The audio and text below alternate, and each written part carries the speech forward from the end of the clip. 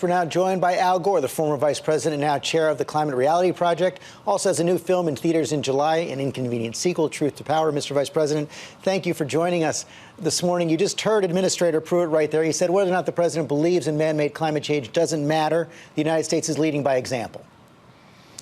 Well, Administrator Pruitt has a difficult job. The administration comes off as tongue-tied and confused about the climate crisis because the truth is still inconvenient for the large carbon polluters, and they don't want to stop the polluting of the atmosphere. It interferes with their business plan. But meanwhile, we're creating jobs in this country in the solar industry at a rate 17 times faster than other jobs. The #1 fastest growing job is wind power technician. The renewable energy sector and the sustainability revolution are the brightest spot for economic growth and prosperity in this country. The rest of the world is moving forward. President Trump isolated the United States with his reckless and indefensible decision. But if he won't lead, the American people will. And we're seeing governors and mayors and business leaders step forward. So does it really make all that much difference then if the United States pulls out of the Paris Climate Accord? Remember back, the United States under George W. Bush pulled out of Kyoto, yet the innovation continued after that.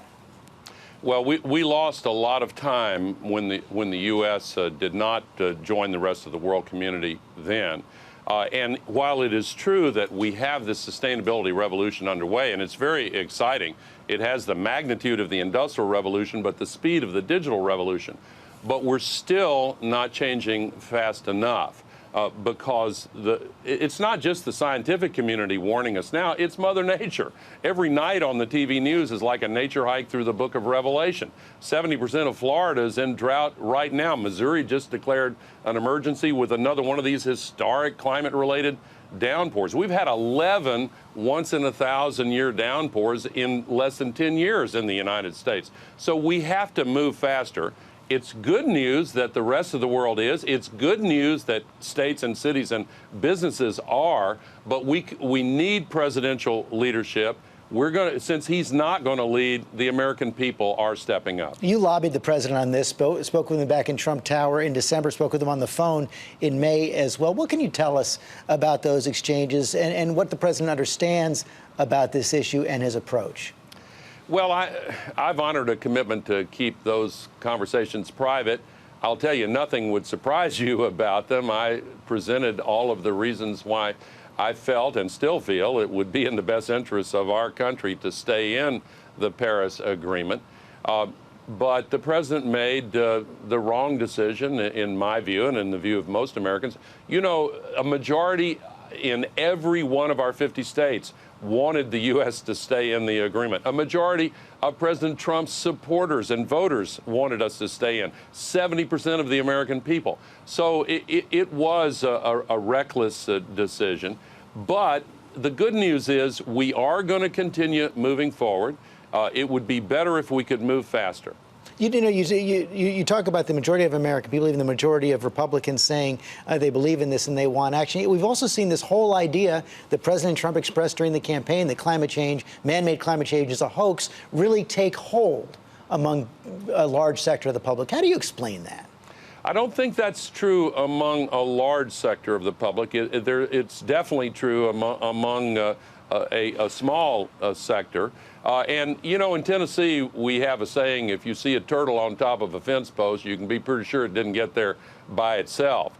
And similarly, if you see levels of climate denial in the U.S. that aren't true anywhere else in the world, you can be pretty sure that didn't happen by itself. The New York Times this morning traces this in part to the Citizens United decision that opened this flood of dark money, a lot of it coming from the carbon polluters to try to use the playbook of the tobacco industry decades ago to try to submerge the truth and put out a false set of alternative facts.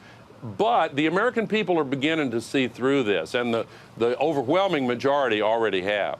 And finally, on the whole issue of how this affects our relationship with our allies, you saw the president come back from Europe, meeting with the Pope, meeting with the French president, meeting with Angela Merkel, the German president, all of them pressing him very hard on this. Can this issue be compartmentalized, or is there going to be collateral damage with our allies? I'm afraid there will be, because it comes in the context of the president also undermining NATO and our relationship with our allies. We're going to face some challenges in the years ahead.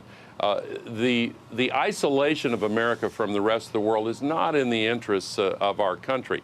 The rest of the world is moving on climate, George. India just announced that within 13 years, 100% of all their cars are going to be electric vehicles. China's reduced emissions 4 years in a row. We're seeing a massive shift to solar and wind. And we in the United States ought to be leading this revolution and creating even more of the new good jobs here in the United States.